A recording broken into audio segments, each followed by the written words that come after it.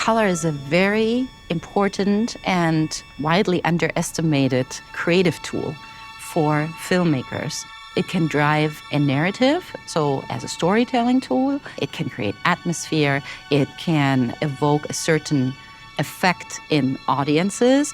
The history of colors in film is not a field that has been researched that much. There's only a few people in the world that look at that history.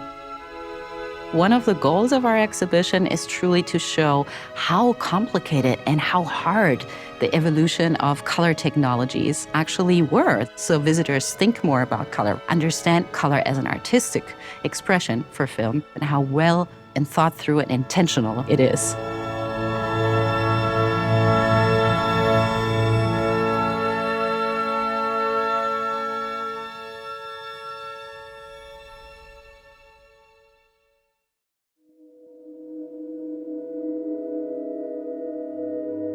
So what you see here is the result of this multispectral scanning. It's based on capturing all the color information that is present in those color films and then applying a model based on measurements in the cinema of the projection lights. Because when we do digitizations, what we aim to do is to reconstruct this color impression as people would have seen in the cinema. We were allowed to go to 4 different archives and to scan very precious, very rare early color films for this monochrome installation. Well, the desire to add color to film is as old as film itself. The first technologies to do that were done in post-production. There were different attempts to bring colors into film, and one of them were applied colors. Applied colors is that you are shooting the film in black and white, and then you apply the colors only to the print. These were created by a process called tinting, where the film strip is exposed into a dye bath, and the whole strip is colored. Viewers got to see vibrant colors, bright hues from really intense reds to blues and greens and yellows. Those colors also had an enormous psychological impact on viewers because they were so intense and so bright. They created almost like an hallucinatory experience.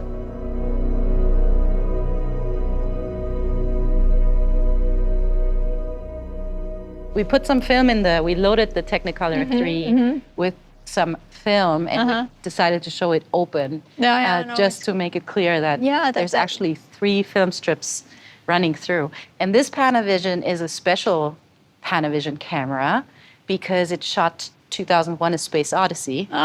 Very important color film, which we also see at the end of this exhibition. I love that camera.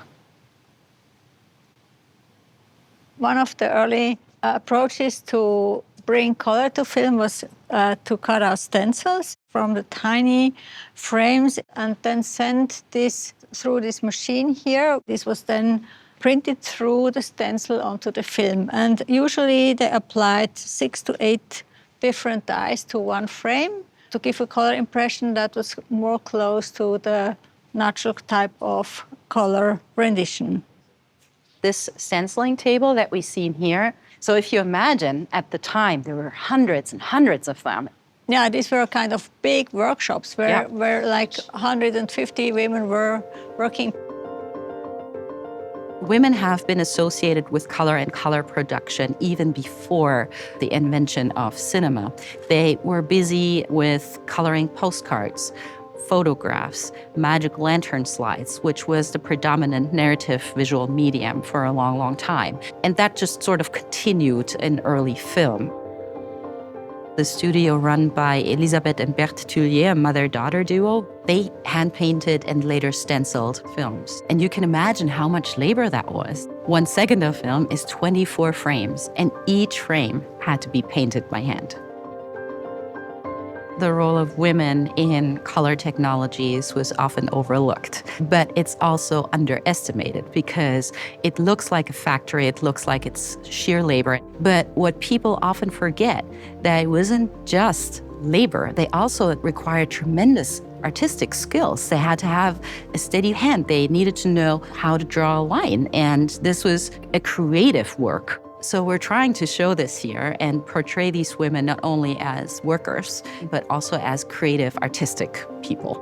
In this gallery now, you can find several examples of roles that women played in this history, starting very early with the American performer Loie Fuller, who developed the very famous Serpentine dance, which became a staple of early film.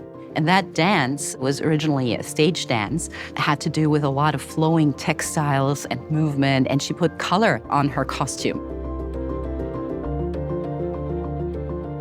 Walt Disney, he had been looking for color technologies for his animated films for quite a while, but there was nothing really convincing out there yet.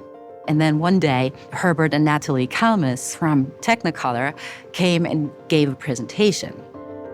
Natalie Kalmus played a very important role at Technicolor as Technicolor's color consultant. She was running that department. She was very involved with major Hollywood film productions. The Technicolor 3-strip process, you have 3 black and white strips running through this big camera. These are exposed through filters, the blue, green, red.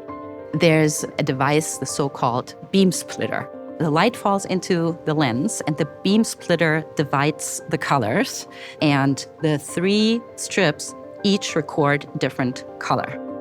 And then these are translated into printing colors. Printing process, you bring one color after the other onto the film strip, which was an extremely demanding process. Disney was convinced by Technicolor and took the great risk. Color was risky at the time, so it was incredibly expensive, and no one knew if people would even want to watch films in color. He decided to make his short film, Flowers and Trees, a color film. That also meant that his whole production would have to change. He already had a lot of women working in inking and painting, black and white production styles, so they had to switch to color. So all the women working at ink and paint had to come up with a new process where they inked in color, where they painted in color, and created all the production cells that were needed to create the film.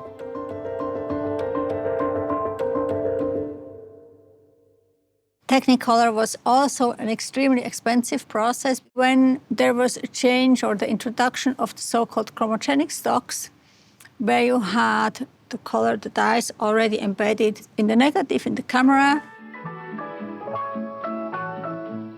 At home or away, whether you take snapshots in black and white or color, this very weekend will be a wonderful time to take pictures you'll always treasure. This then was the transition to the more recent types of color films that we have from the early 1940s to basically today. Filmmakers were much more liberated in using the colors to their liking or according to their individual vision. This also correlated to new ideas of ownership. Filmmakers that were working in the studio systems, that they were able to express themselves in a very individual and personal way. So you could do many different styles of how to express emotions, moods, atmospheres through colors in film. One of our goals of our exhibition is for visitors to realize how much effort went not only into these color technologies, but then as an artistic tool for filmmakers, like how well thought through and thought out and how intentional colors were applied to film. Yeah, it's such an immersive experience when you see this in this big display here. It's a really highly sensory experience.